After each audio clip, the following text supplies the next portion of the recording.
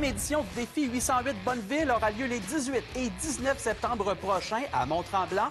En 2019, on a amassé plus de 500 000 et depuis la première édition, c'est plus d'1 million de dollars qui a été amassé en soutien à nos étudiants athlètes québécois. Et qui de mieux placé pour parler de ce bel événement que le coprésident chez Industrie Bonneville, M. Danny Bonneville, qui est avec nous ce matin. Bonjour. Bonjour.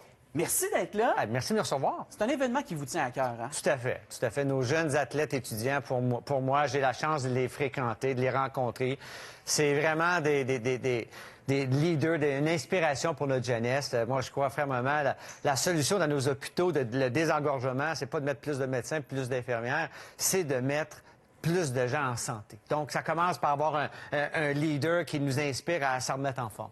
Bien, parmi les leaders, je pense que vous en êtes un, certainement, en tant que fondateur de ce bel événement-là. Parlez-nous justement du défi 808 Bonneville. En quoi ça consiste, là? Bien, donc, c'est 808 km. Le défi ultime, c'est 808 km qui se fait en 48 heures.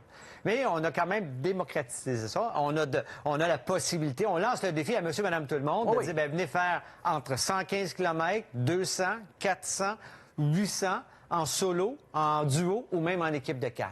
Et tous les sommes ramassées sont là pour soutenir tous nos jeunes étudiants athlètes qui, présentement, ont besoin de nous, ont besoin de support parce que, pour plusieurs, l'après-carrière s'en vient plus rapidement que prévu. En raison de la COVID, bien entendu. D'ailleurs, est-ce que la pandémie, cette situation-là, a eu des impacts dans la préparation de l'événement? Est-ce que les gens pourraient voir peut-être quelque chose de différent les 18 et 19 septembre? Ah, tout à fait. Non seulement que nous, on a dû fermer pendant quasiment 3 mois les inscriptions. Ouais. Donc, on est un petit peu en retard sur nos inscriptions. Donc, on a besoin d'aide. On a besoin aux gens qui disent, ben oui, je vais aller le relever, ce défi-là.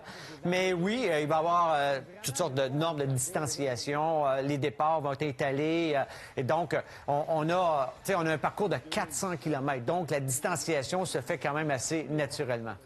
Vous avez amassé, je l'ai mentionné, plus d'1 million de dollars depuis le début de l'événement. Est-ce que vous avez un objectif pour cette année? Bien, on a amassé près de 500 000 à chaque année depuis 3 ans. Quand même. Donc, on aimerait ça, cette année, atteindre ce même objectif-là. On a besoin d'un petit coup de main. C'est probablement un des seuls événements sportifs qui va avoir lieu. Tu sais, les grandes fondos, les triathlons, les Ironman de ce monde ont tout été cancellés.